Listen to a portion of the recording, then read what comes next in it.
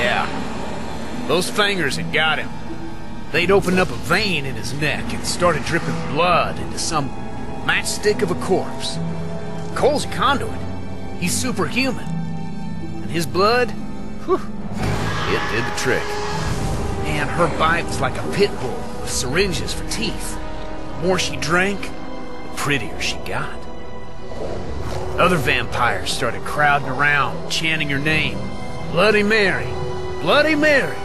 Yeah, Cole's blood had brought her back all right. In return, she gave him a little something on the side.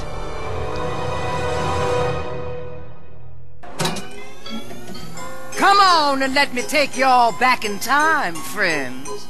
Back to the early days of New Marais. The streets of our town were filled with laughter, and the people were full of hope.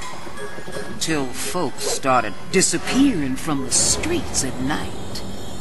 Only one man, Father Ignatius, was brave enough to walk in the shadows, hunting for the devil who would harm his flock.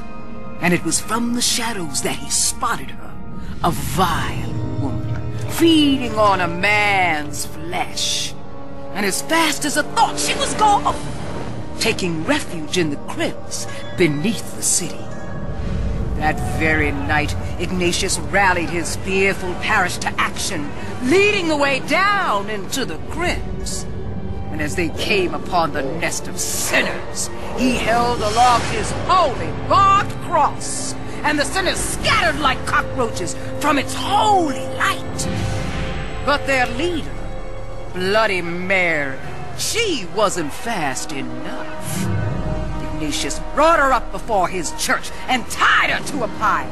And as flames licked at her heels, the devil woman revealed her true form while shouting out a curse, vowing that one day she'd return and take her revenge. And what happened to Ignatius, you ask? Well, he's still with us, my friends, buried in St. Charles Cemetery, right alongside his barbed cross. And that's why we burn, my friends, to warn Bloody Mary's ghost and all the other sinners of this world to stay clear of New Marais. You can dance, sing, and walk the streets, 'cause nothing, and I mean nothing, is gonna eat you on Fire Night.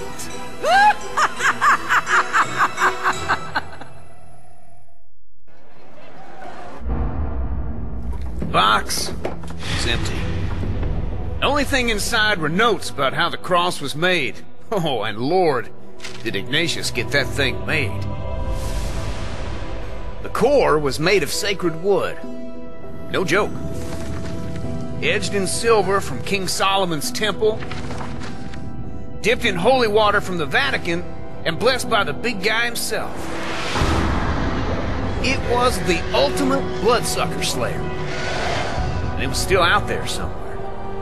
And if my buddy was gonna take down Mary, he'd need that weapon. The trouble was, he just had one night to find it.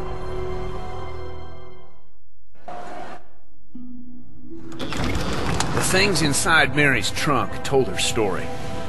As a governess, man, she was great with kids. Unfortunately, one of them gave her smallpox.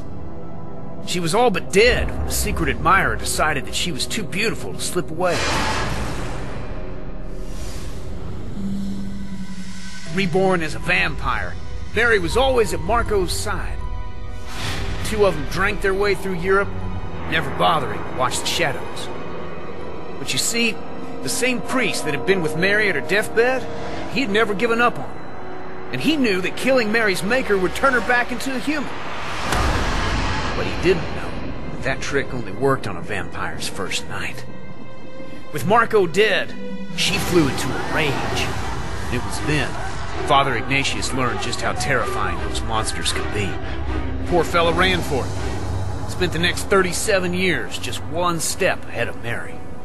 But on the edge of the new world, in New Marais, she finally caught up to him. With nowhere left to run, Ignatius moved quick. gathered the townsfolk together and struck first. Well, you know the rest.